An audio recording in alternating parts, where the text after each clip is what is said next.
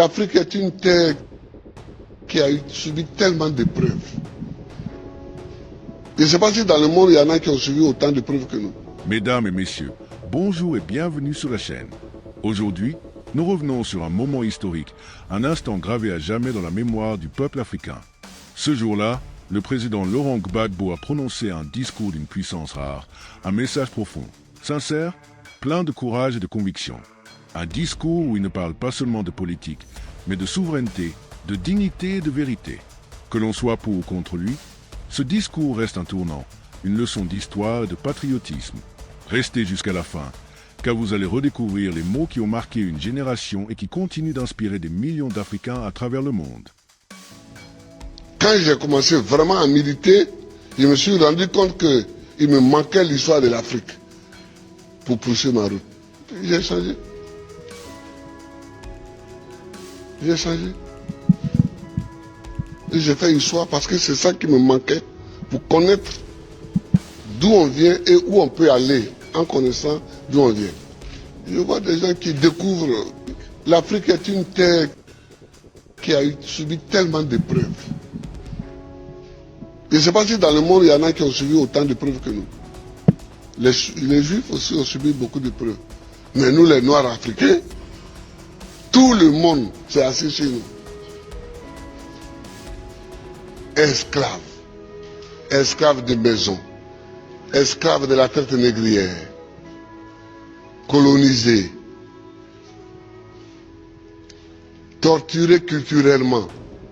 Parlant les langues des autres. Tout ça, décolonisé. Mais nous, on a des grands combats à mener. Et les grands combats que nous avons à mener, ce n'est pas pour se venger des gens, c'est pour au moins être homme aussi, comme les autres. C'est ça qu'on appelle la dignité. Quand tu passes, il faut qu'on sache au moins que c'est un homme qui passe.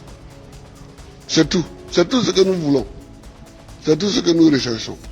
On ne cherche pas à dominer ceux qui nous ont dominés hier, à nous venger d'eux, à faire ceci. Non, non, non. On veut qu'on reconnaisse que nous sommes des hommes au même titre que les autres. Mais ça, si nous-mêmes, on ne prend pas les moyens, qu'on est toujours chez eux en train de mendier, et que les gens même, tu vas mettre l'argent chez eux en achetant les bâtiments et puis eux-mêmes ils te dénoncent. Que voilà un voleur. Comment? Je vous amène l'argent, vous me dénoncez. Mais je vous amènerai rien. Ah oui, moi quand je vois des chefs d'État africains qui sont dénoncés en Europe parce qu'ils ont investi en Europe, ça me fait pitié pour l'Afrique. Ça me fait pitié pour l'Afrique. Ça me fait pitié pour l'Africain. Oh, il ne faut pas faire pitié. Il ne faut pas faire pitié. Quand tu passes, il faut qu'on dise que voilà un homme qui passe. C'est tout ce que nous cherchons aujourd'hui, c'est notre combat. Moi qui suis ici, je ne passe pas les vacances en Europe. Mais est-ce que je ne suis pas président? Je suis président. Si je mets mon pied sur le sol européen, c'est qu'il y a une réunion à laquelle je dois participer pour que la Côte d'Ivoire gagne quelque chose. Sinon, je cherche quoi chez les autres?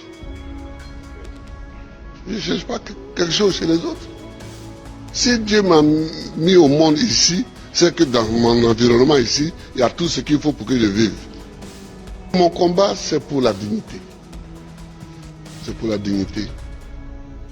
C'est pour que nous effacions tous les siècles passés, les traces de tous les siècles passés, les traces de l'esclavage, les traces de la colonisation, les traces du pillage, les traces du travail forcé, les traces de la chicote. C'est pour qu'on efface tout ça. Voilà, mesdames et messieurs, c'était l'un des plus grands discours de Laurent Gbagbo, un moment d'histoire qui continue de résonner à travers le temps. Peu importe nos opinions politiques, il faut reconnaître la force des mots, la profondeur du message et le courage de l'homme face aux épreuves.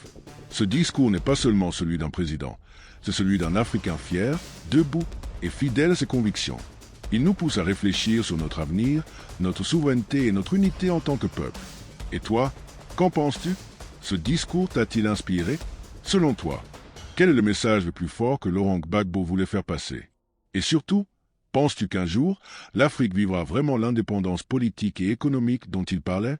Laisse ton avis en commentaire, ton point de vue compte énormément.